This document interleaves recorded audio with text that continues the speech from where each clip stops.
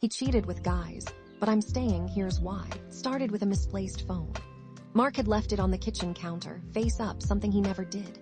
I was making coffee, half asleep, when the notification popped up. Grindr. A profile picture, a blurry torso, and a message I couldn't quite make out without my glasses. My heart did that familiar lurch, the one that signals something is terribly, terribly wrong. We were Sarah and Mark. The picture of yuppie success. 7 years married, condo overlooking Lake Michigan, golden retriever named Gus. He was a lawyer climbing the corporate ladder with ruthless efficiency. I was a curator at the Art Institute, surrounded by beauty, trying to create it in my own life. We had built this life, or I thought we had. I put on my glasses, picked up the phone. The Grindr app was still open. The message read, "Tonight my place 8, my breath hitched." I scrolled through the profile, looking for fun, discreet.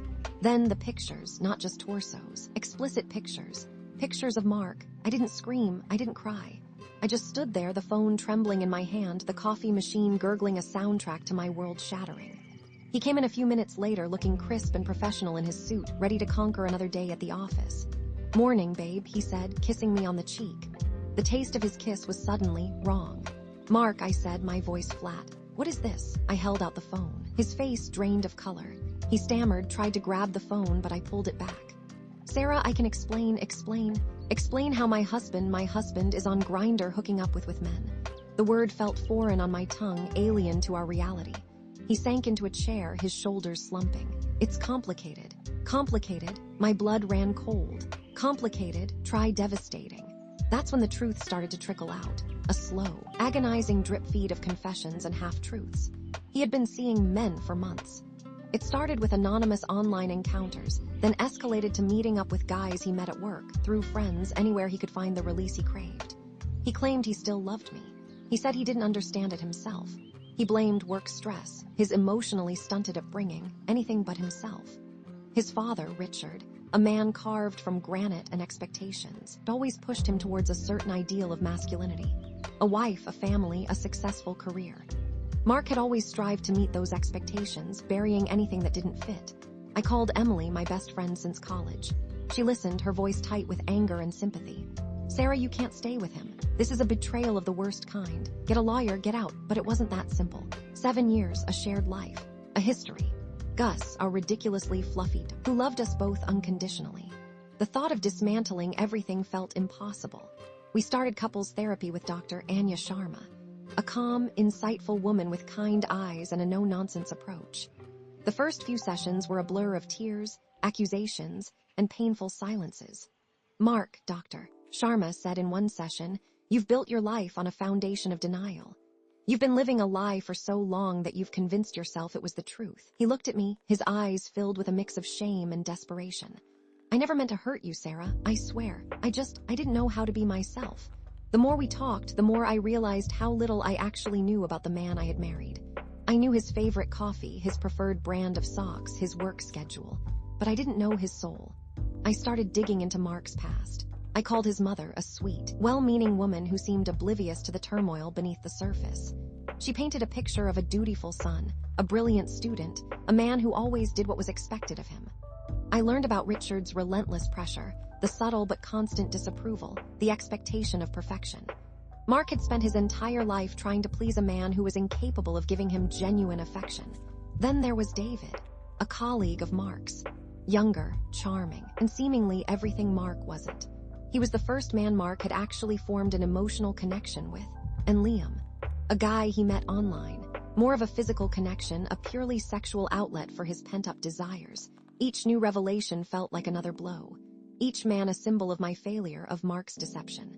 I started to question everything about myself. Was I not enough? Had I somehow driven him to this? Was I too boring, too predictable? Emily tried to reassure me. "This isn't about you, Sarah. This is about Mark and his issues. Don't internalize his crap." But it was hard not to. One night I found myself packing a bag. I had scrolled through apartment listings for hours, fantasizing about a fresh start, a life free from betrayal and heartache. But as I stood there, bag in hand, staring at the empty space in our closet where Mark's clothes used to hang, I hesitated. I looked around at our home, at the photos on the walls, the souvenirs from our travels, the countless memories etched into every corner. Could I really walk away from all of this? From him? I called my mother, Carol. She lived in a small town in Indiana, the kind of place where everyone knows everyone else's business. Her advice was predictably outdated. You have to fight for your marriage, Sarah. This is just a phase. Men go through things. You need to be understanding and supportive. Understanding and supportive. After he had lied to me, cheated on me, and shattered my entire world, my anger simmered. Mark started going to a support group for men exploring their sexuality. He said it was helping him. He was finally starting to understand himself, to accept who he was. But the more he understood himself, the more I realized we were fundamentally different people. He was yearning for something I couldn't give him, and I was craving a kind of love and intimacy he was incapable of providing. The fight happened on a Tuesday night. We were supposed to be going to dinner with friends, but neither of us had the energy to pretend. I just don't understand why you can't just accept me, Mark said, his voice rising. Why you can't just be okay with this. Accept you.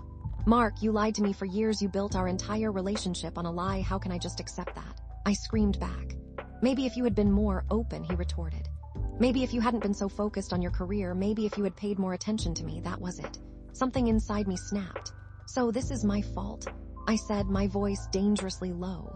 You cheat on me with men, and it's my fault. I'm not saying it's your fault, he said, backpedaling. I'm just saying what, Mark? That I drove you to this, that I wasn't good enough. Tears streamed down my face. You know what? Maybe you're right. Maybe I wasn't good enough. Maybe I should have been more attentive, more exciting, more whatever it is you were looking for. But you know what else? Maybe you should have been honest with me from the beginning. Maybe you should have told me that you were attracted to men. Maybe we could have figured something out, but you didn't. You chose to lie and cheat and betray me. And that's not on me, Mark. That's on you. He stared at me, his face a mask of guilt and regret. I know, he whispered. I'm sorry. Sorry isn't enough, Mark, I said, my voice shaking. It's not even close to enough. He confessed then that he'd thought about leaving. Many times. The life we had was comfortable, secure, but it wasn't him. He was afraid of what people would think. His father especially. And he did love me in a way. He valued our history, our friendship, the life we built. But he wasn't in love with me, not anymore, maybe never. I moved out the next day. Just temporarily, I told myself. Just to clear my head. I took Gus with me. Emily offered me her spare room. It felt strange, being back in her tiny apartment after years of living in our spacious condo. But it was also freeing. I started seeing a therapist on my own. A gentle, empathetic woman who helped me unpack the years of suppressed emotions and unmet needs. I realized that I had been enabling Mark's emotional detachment for years. I had been so busy trying to create a perfect life that I had neglected my own needs. I had allowed Mark to dictate the terms of our relationship, prioritizing his comfort and security over my own happiness. I started taking art classes again, something I had given up when my career took off. I reconnected with old friends, went out to dinner, and even went on a few awkward dates. Mark continued to go to his support group. He started to dress differently, more authentically, less like a corporate drone. He seemed happier. We still talked, mostly about practical things. Gus's vet appointments, the mortgage, the upcoming holidays. The conversations were strained, awkward, but also tinged with a newfound honesty. I went back to my childhood home for a weekend. My mother fussed over me, offering unsolicited advice and endless cups of tea. You need to try harder, Sarah, she said, patting my hand. Marriage is hard work. You can't just give up at the first sign of trouble. But I wasn't giving up. I was choosing. I looked around at my old bedroom, at the posters on the walls, the faded photos of my high school friends. It felt like a lifetime ago.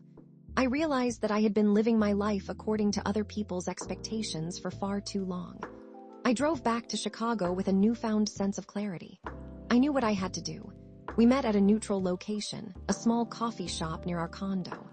It felt strange, seeing Mark in civilian clothes, his hair slightly longer, a hint of stubble on his chin. He looked more real. So I said after a long silence, "What now?" He took a deep breath. "I don't know," he admitted. "I don't think we can go back to the way things were. I'm not sure I even want to." "Me neither," I said. We talked for hours. We laid everything out on the table, every resentment, every disappointment, every unfulfilled desire. We acknowledged the damage that had been done, the trust that had been broken. We admitted that we were no longer in love, not in the way we once were. But we also recognized the value of our shared history, the depth of our friendship, the comfort and security we had found in each other. We decided to stay together, not as husband and wife, not in the traditional sense, but as partners, as friends, as cohabitants. We would continue to live in the condo, to share our lives, to support each other. but we would also be free to pursue our own individual identities and relationships. Mark would continue to explore his sexuality, to find love and fulfillment with men. And I would be free to find someone who desired me, who loved me in the way I deserved to be loved. It wasn't a perfect solution. It wasn't the fairy tale ending I had once dreamed of, but it was real, it was honest, and it was our own. A few weeks later, I was packing a lunch for Mark. He was going on a date with a guy he had met at his support group. His name was Ben. He kissed me goodbye, a light, friendly peck on the cheek. I smiled, not with complete joy, but with a sense of peace and acceptance. The marriage, as it was over. But something new had begun, and I was finally free.